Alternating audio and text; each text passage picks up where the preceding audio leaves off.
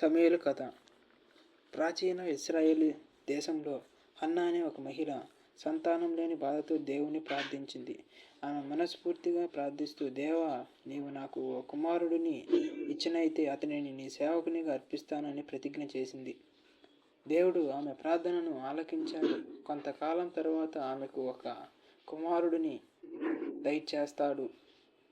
ఆమె అతనికి సమూయేలు అని పేరు పెట్టింది.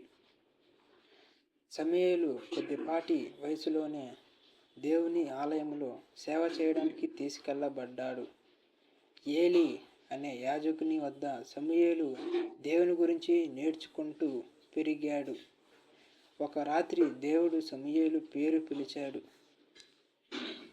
చిన్నవాడా, తొలుత అది ఏలీ పిలుస్తున్నాడని అనుకున్నాడు.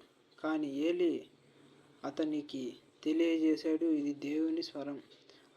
ఆ తర్వాత సమూయేలు దేవునితో మాట్లాడడం నేర్చుకున్నాడు. దేవుడు ఆయనకు సందేశాలు తెలియజేస్తూ సమూయేలును గొప్ప ప్రవక్తగా తయారు చేశాడు. సమూయేలు నిజాయితీగా, ధైర్యంగా ఇశ్రాయేలు ప్రజలకు దేవుని వాక్యాన్ని ప్రకటించాడు.